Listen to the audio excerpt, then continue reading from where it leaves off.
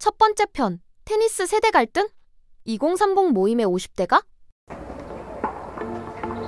코로나가 한창이던 시절, 집합 금지 명령으로 친구들과의 술자리가 어려워지자 난 친구 수진이랑 테니스를 시작했어.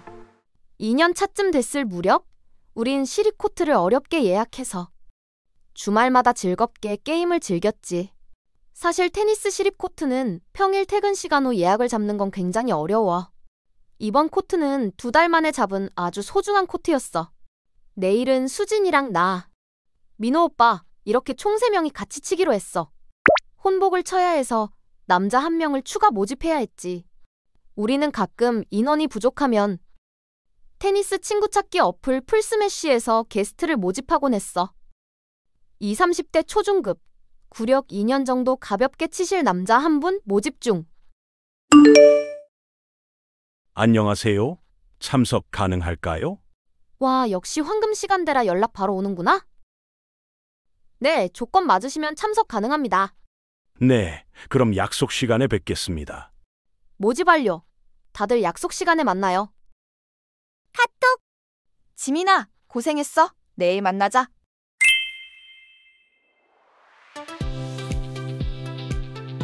아, 오늘 컨디션 너무 좋아. 날씨도 좋고. 수진아, 저쪽으로 서봐. 내가 찍어줄게. 오케이? 잠깐만 머리 좀 다시 하고.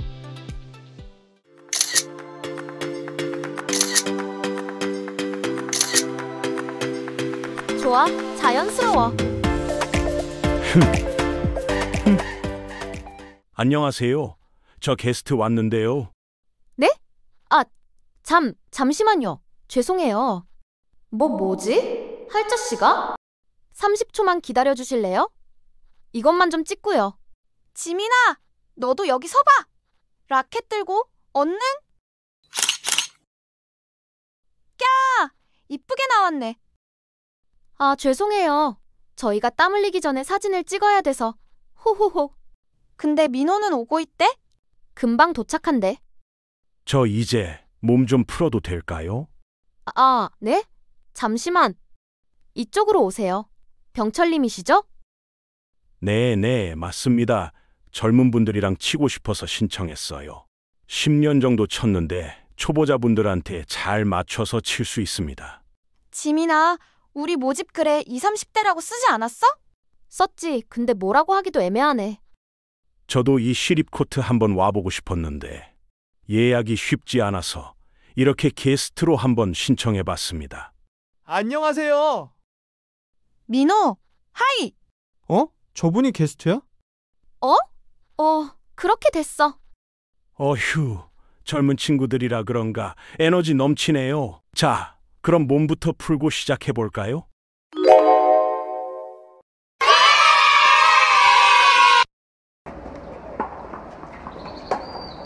초보자는 거기 서 있으면 공 받기 힘들어요.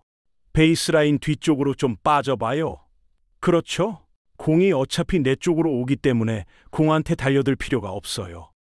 발리는 그렇게 하는 게 아니라 면을 좀 만들어서 살짝 대준다는 느낌으로 쳐야 해요. 아니, 그렇게 되는 게 아니라 좀 더 면을 만들어요. 병철님.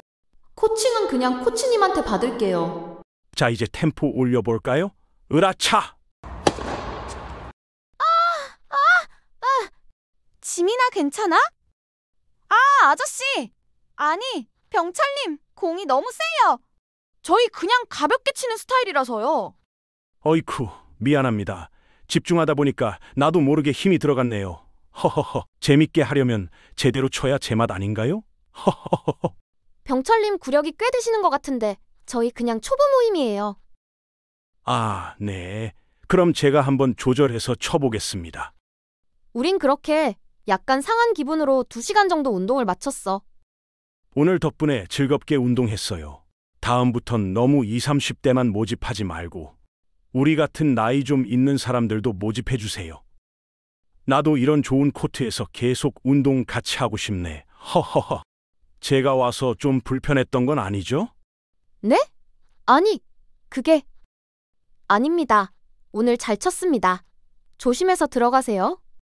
아니, 조건을 명시했는데 왜 오신 거지? 아, 진짜 나이 많은 사람들은 왜 이렇게 자기 멋대로야? 진짜 짜증나. 어렵게 잡은 코트에서 즐겁게 운동하려고 했는데 진짜! 나는 찝찝한 기분으로 운동을 마치고 집에 들어왔어. 지민아, 지금 풀스매시 커뮤니티 올라온 글 봐봐. 아니 뭔데? 헐? 이게 뭐야? 4050을 배제하는 2030의 테니스 문화를 비판합니다. 설마 병철님이? 요즘 테니스 동호회에서 20, 30대 젊은 분들과 함께 어울리기 쉽지 않다는 걸 많이 느낍니다. 우리 4050 세대가 무조건 이해받기를 바라는 건 아닙니다. 다만 가끔은 우리가 뭘 그렇게까지 잘못했나 하는 생각이 들거든요. 아니, 우리가 누구 때문에 오늘 하루를 망쳤는데. 진짜 어이없다고.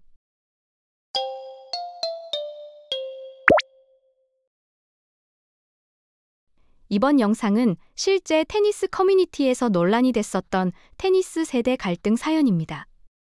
여러분들의 생각은 어떠신가요?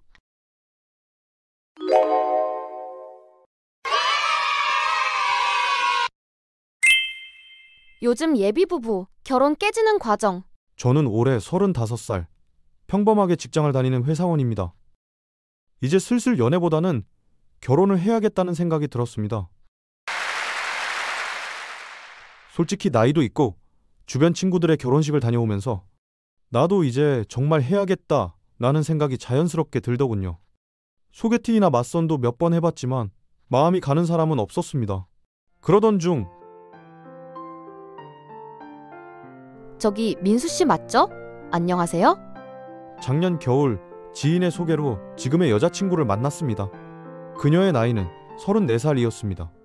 사실 저는 그동안 20대 후반에서 30대 초반 여성을 선호했지만 현실적으로 35세 평범한 직장인 월급 350만 원 남짓의 제가 20대 여성을 만나 결혼까지 간다는 건 어렵다는 걸 알고 있었습니다. 첫 만남에서 그녀는 단정하고 평범해 보였습니다. 명품백을 들고 나온 것도 아니었고 소박한 카페에서 따뜻한 차 한 잔을 마시며 대화하는 모습이 제 마음을 편안하게 했습니다. 오빠는 평소에 뭐 하실 때 제일 즐거우세요? 저는 요즘 주말마다 테니스 배우고 있어요. 운동하니까 스트레스도 풀리고 재밌더라고요. 오, 저도 스포츠 좋아하는데 저도 기회 되면 배워보고 싶어요. 그럼 같이 배우면 되겠네요. 히히. 그녀는 자연스럽게 질문을 던지고 제 이야기를 진심으로 들어주었습니다. 성격도 밝고 대화도 잘 통했습니다. 그 순간 저는 이 사람이면 현실적인 결혼이 가능하겠다라는 생각을 했습니다. 화려한 로맨스는 아니더라도 평생 함께 할 수 있는 사람 같았습니다. 그렇게 반년이 흘렀고 우리는 자연스럽게 결혼 이야기를 꺼내기 시작했습니다.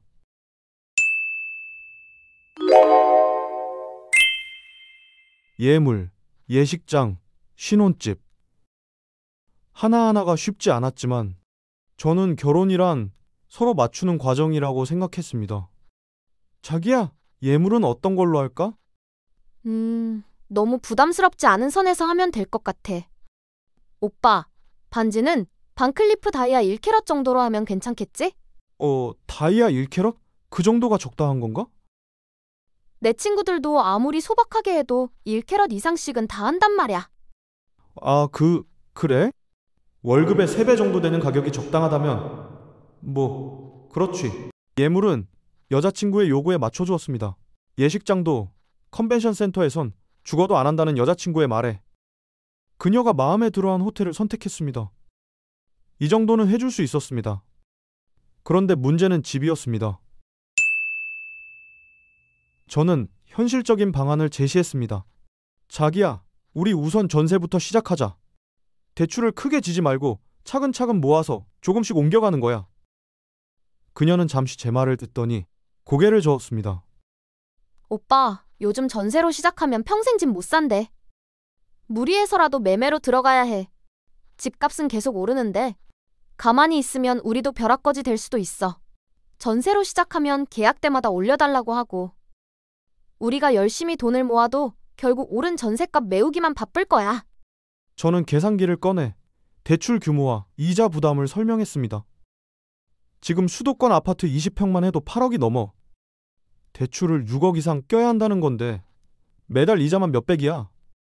우리 둘이 벌어도 빠듯할 거야. 그런데 그녀는 아무렇지 않게 대답했습니다. 아니, 내 친구들은 다 남편 부모님이 조금씩 도와줘서 결혼할 때 아파트 매매로 시작했어. 이때부터 속이 뒤집혔습니다. 친구들이 전부다? 남편 될 사람 부모님이? 그럼 나도 부모님께 손 벌리라는 얘기네? 그 순간 제 가슴이 철렁 내려앉았습니다.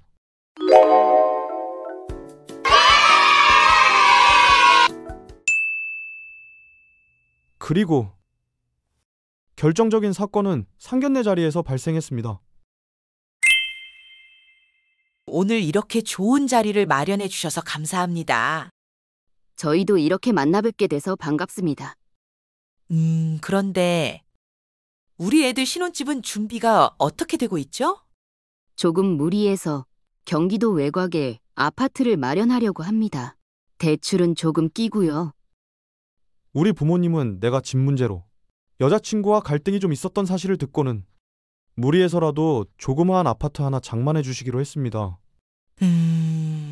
그런데 대출이 있다면 공동 명의로 해야 하지 않나요? 요즘은 거의 다 그렇게 합니다. 여자친구 부모님의 어이없는 답변이 돌아왔습니다.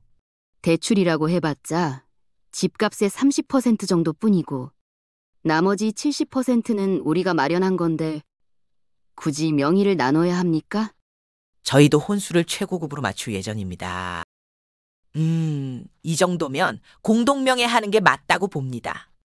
그 순간 저는 깨달았습니다. 사랑해서 결혼하려 했는데 나와 내 가족을 물주로 보고 있다는 생각이 들었습니다. 집에 돌아온 후에도 여자친구는 불만을 표했습니다. 혼수는 시간이 지나면 가치가 떨어지지만 집은 계속 오르잖아? 그걸 오빠 명의로만 하면 나는 손해보는 기분이 든다고. 요즘은 다 공동 명의로 한다는데 왜 안 해주는 거야? 아니, 존나 어이없네? 솔직히 내가 이런 조건에 결혼할 거면 너보다 어리고 이쁜 여자 찾아 결혼하지. 우리 부모님 재산 다 털어먹으면서까지 내가 이 결혼을 왜 해야 되는데?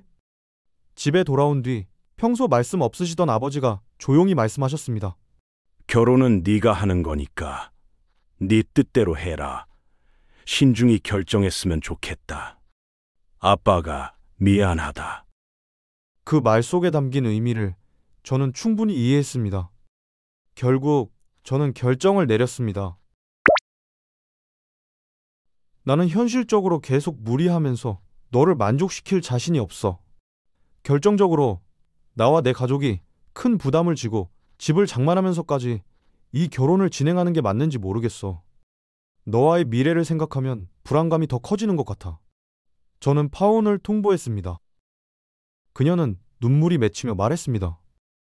정말 이래야겠어? 우리가 여기까지 왔는데? 응, 난 이미 결정했어. 목이 메었지만 단호하게 말했습니다. 사랑하는 마음만으로는 부족한 것 같아. 우리의 가장 큰 문제는 같은 방향을 바라보지 못한다는 거야. 지금 멈추는 게 서로를 위한 선택 같아. 그날 이후 우리는 각자의 길을 걸었습니다. 허전했지만 후회는 없었습니다. 시간이 지나면서 그녀를 이해하게 됐습니다. 그녀가 허영을 부린 게 아니라 현실적인 불안 때문이었다는 걸요. 결혼은 사랑만으로 되는 게 아니었습니다. 현실을 똑바로 보고 서로의 입장을 이해하면서도 함께 헤쳐나갈 수 있는 사람과 해야 한다는 거 배웠습니다. 사실 가끔 내가 한번 참았으면 어땠을까 하는 후회도 듭니다. 그랬다면 저는 지금 다른 인생을 살고 있을까요? 여러분의 생각은 어떠신가요? 댓글로 남겨주시면 감사하겠습니다.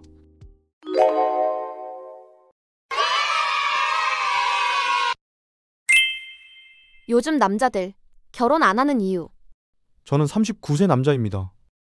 저는 절대 결혼하지 않기로 마음 먹었습니다. 저도 처음부터 비혼주의였던 건 아닙니다. 5년 전쯤인가? 그러니까 제가 34살이었을 때였죠? 군대 전역 후 28살에 취업해 성실하게 일했고 취직한 이후 6년 동안 절약하며 생활한 끝에 9천만 원 조금 안 되게 모을 수 있었습니다. 그 당시 저는 부모님의 도움 없이 스스로 고군분투하며 살아온 것에 대해 꽤 큰 자부심을 느끼고 있었습니다. 당시 3년 정도 사귀던 여자친구가 있었고 남들처럼 평범하게 연애를 했습니다. 오빠, 지은이 있잖아. 걔도 다음 달에 결혼한대. 우리도 이제 슬슬 준비해야 되지 않을까? 그리고 여자친구가 30이 넘어가면서 자연스럽게 결혼 이야기가 나왔습니다. 하지만 결혼이 그렇게 쉽지만은 않더군요. 막상 결혼을 하려니 이런저런 조건이 붙었습니다. 집은 있냐, 차는 있냐. 특히 집 문제는 정말 답답했습니다. 제가 모은 돈 9천만 원에 대출 1억을 받아도 2억이 안 되는 돈이라 경기도 외곽에 구축 빌라 20평대 전세 얻는 정도가 한계였습니다. 요즘 신혼을 그렇게 시작한다고 하면 다들 초라하다고 생각하는 것 같더군요. 솔직히 부모님의 도움 없이 30대 남자가 집을 마련한다는 건 거의 불가능에 가깝다고 생각합니다. 그런데 한국 사회에서 결혼하려면 그 불가능을 가능으로 만들어야 하더군요. 그래서 저는 35세 이후로는 아예 결혼을 외면하기로 했습니다. 그리고 39세가 된 지금 저는 절대 결혼하지 않기로 결심했습니다.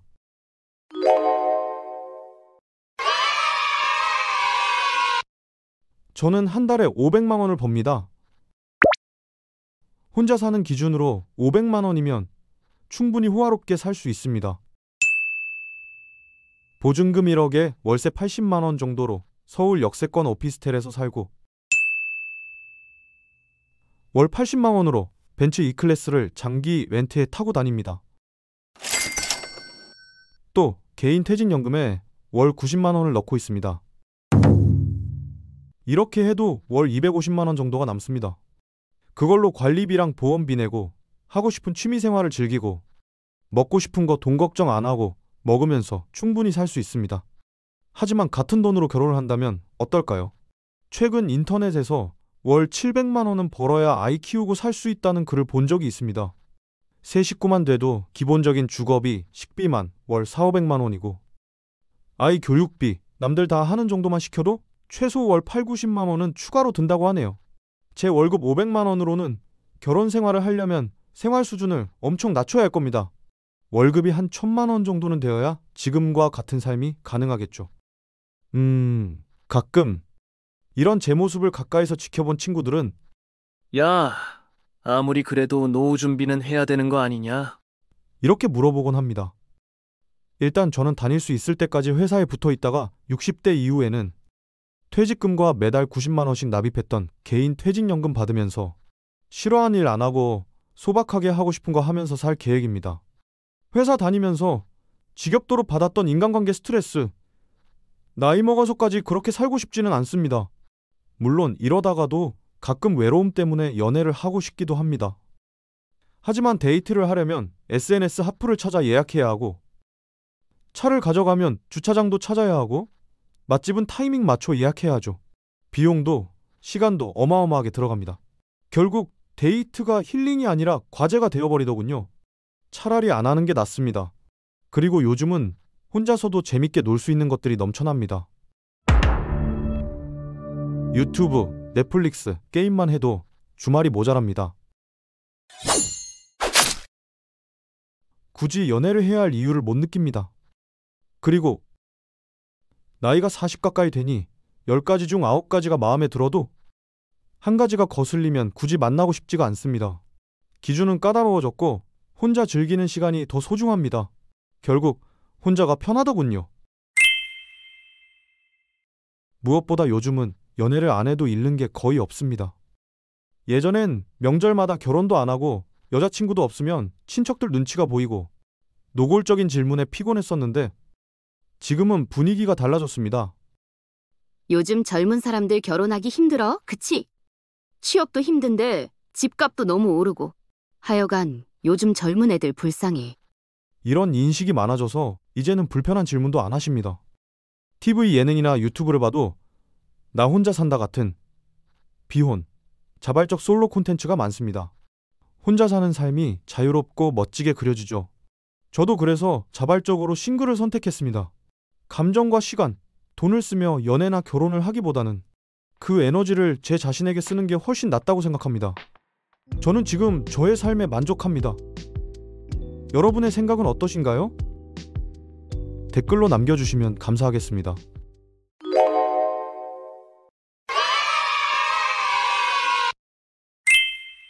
요즘 부부들 딩크족이 되는 이유?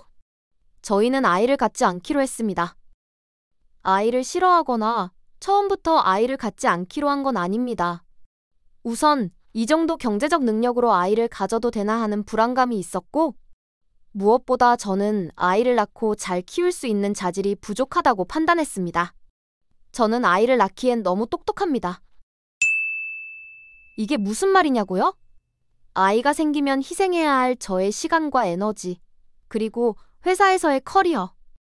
이런 부분들이 저는 분명하게 눈에 보였습니다. 우리 부모님 세대들은 이걸 이기적이라고 하겠지만, 저는 부모님들처럼 개인을 희생하면서 아이들을 키울 자신이 없습니다.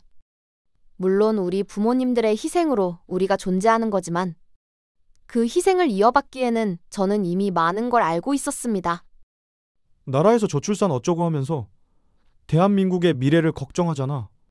근데 솔직히 난 그런 건 잘 모르겠고, 요즘 같은 세상엔 우리 둘이 먹고 사는 것도 빠듯하지. 난 그냥 우리 둘이 재밌게 살면 될 것 같아.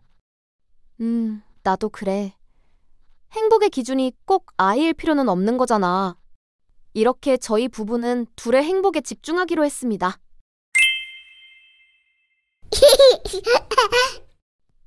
요즘 이런 육아 프로 누가 보나? 왜? 재밌잖아? 재밌긴 하지. 근데 보면 볼수록 좀 짜증나. 잘 나가는 연예인들이야 청소해주는 사람 쓰고, 애 봐주는 이모님들도 몇 명씩 쓰고, 애 낳으면 비싼 산후조리원에서 푹 쉬다 나오잖아. 뭐 그 사람들은 벌이가 다르니까. 그치. 근데 일반 사람들은 상황이 많이 다르잖아. 남편은 매일 야근하고 나는 독박 육아. 애 울면 혼자 달래고 밥 먹을 시간도 없고. TV에 나오는 상황들은 너무 비현실적이야. 그치, 우리가 저렇게 살려면 내가 월 1,000만 원씩 벌어도 될까 말까야. 난 지금이 좋아. 그냥 이렇게 조용하게 사는 거. 회사에 출근하면 가끔 워킹맘인 선배와 얘기할 때가 있는데요. 아, 진짜 요즘 우리 첫째 방학 기간이잖아. 애 스케줄 짜야 돼서 돌아버리겠어. 학원 돌리는 것도 한두 번이지. 내가 번 거는 죄다 애 학원비로 나간다니까? 정말 애를 어떻게 키우라는 건지 답도 없다니까? 자기는 애 안 낳을 거라며? 진심이야? 네, 남편이랑 이미 합의했어요. 헐, 애 없으면 이혼할 확률 높다던데? 뉴스에서 봤어. 그건 좀 아닌 것 같아요. 애 때문에 억지로 붙잡고 사는 게 더 슬프지 않나요? 전 서로 애정 없는데 애 때문에 산다는 말이 제일 무섭더라고요. 와, 그런 생각은 해본 적 없는데 듣고 보니 일리 있네. 애가 없으면 부부 사이에 매개체가 없으니까 좀 더 쉽게 갈라선다고 많이들 얘기합니다. 네, 맞는 말이지요. 그런데 아이 육아 문제로 갈등이 시작돼서 갈라서는 경우도 많이 봤습니다. 결국 아이가 있고 없고의 문제는 아닌 것 같더군요. 그리고 여전히 사회생활에서 출산은 여자들에게 불리하게 작용합니다. 요즘 회사가 아무리 좋아졌다고는 하지만 육아휴직 다녀오면 중요한 프로젝트에서 이름이 빠져 있습니다. 1년 이상 일을 쉬었으니 이상한 일도 아닙니다. 자연스럽게 승진은 밀리고요. 그렇게 등 떠밀려 퇴사하는 회사 선배들 수두룩합니다. 열심히 공부해서 원하는 대학에 입학하고 대학 4년 동안 죽어라 취업 준비해서 취직했지만 그 모든 게 출산과 함께 날아갈 수 있다고 하면 여러분이라면 그렇게 하시겠나요? 저는 그렇게 어리석지 않습니다. 대한민국 사회는 저출산을 우리나라 미래를 위협하는 사회 문제로 여기면서 여전히 보여주기식의 저출산 대책들을 내놓습니다. 그나마 도움이 될 만한 정책들은 비현실적인 소득 제한이 걸려 그마저도 받을 수가 없습니다. 회사는 애 없는 직원을 선호하면서 밤낮 없이 일할 수 있는 직원에게 승진의 기회를 몰아주고 육아 때문에 퇴근해야 하는 부모들은 점점 회사 밖으로 밀려납니다.